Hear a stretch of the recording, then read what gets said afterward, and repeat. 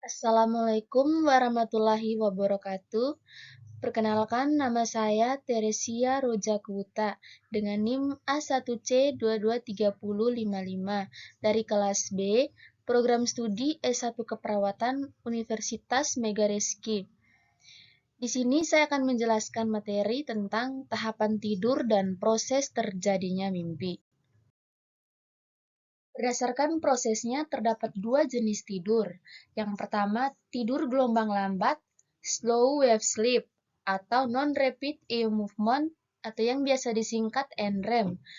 Terbagi menjadi 4 tahap. Yang pertama, tahap NREM 1, tahap NREM 2, tahap NREM 3, dan tahap NREM 4.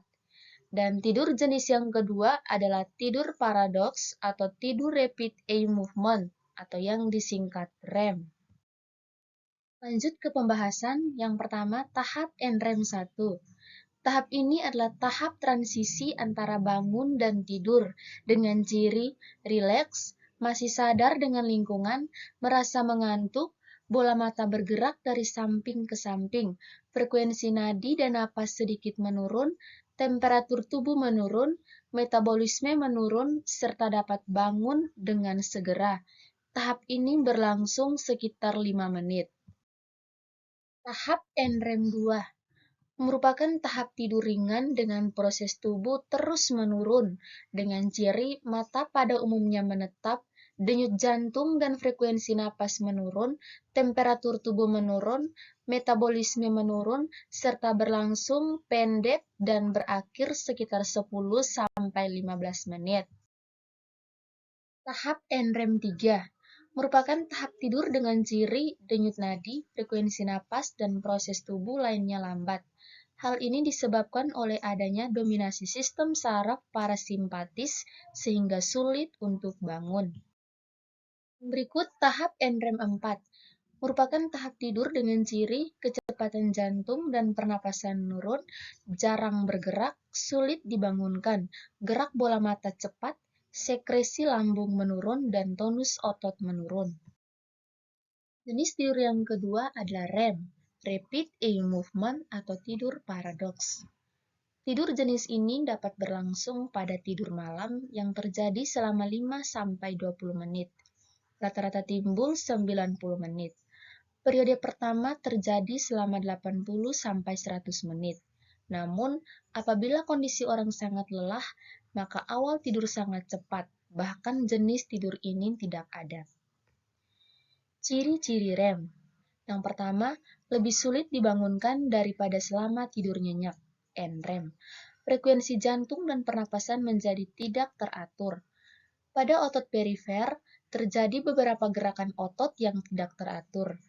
Mata cepat tertutup dan terbuka, nadi cepat dan irregular, tekanan darah meningkat dan berfluktuasi, sekresi gaster meningkat, dan metabolisme meningkat. Biasanya disertai dengan mimpi aktif.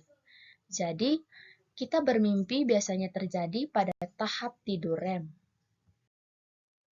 Lanjut ke materi proses terjadinya mimpi. Otak bekerja berdasarkan perannya masing-masing. Saat tertidur, otak akan menonaktifkan indera dan otot. Namun, otak tidak berhenti beraktivitas dan akan terus bekerja.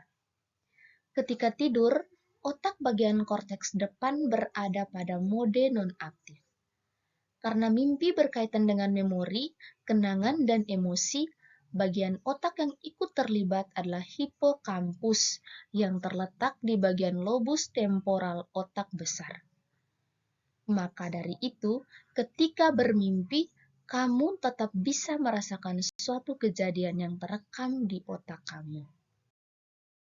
Kejadian yang kamu alami ketika bermimpi pun sifatnya acak. Bisa dari buah pikiran yang terjadi sejak lama maupun yang terjadi baru-baru ini. Manusia biasanya mengalami mimpi ketika berada pada tahap REM, Rapid Eye Movement. Tapi ada juga yang bermimpi meski masih berada pada tahap tidur ringan. Semakin dalam kamu tertidur, secara bertahap hipokampus mulai memutar kenangan-kenangan yang ada pada memorimu. Ketika kamu bermimpi saat berada di tahap tidur ringan, biasanya kamu tidak akan mengingat mimpi yang kamu rasakan. Sebaliknya, jika kamu bermimpi saat berada pada tahap tidur REM, kamu akan merasakan mimpi tersebut, bahkan terkadang akan teringat dengan jelas. Thank you so much. Semoga video ini bermanfaat ya. Bye-bye.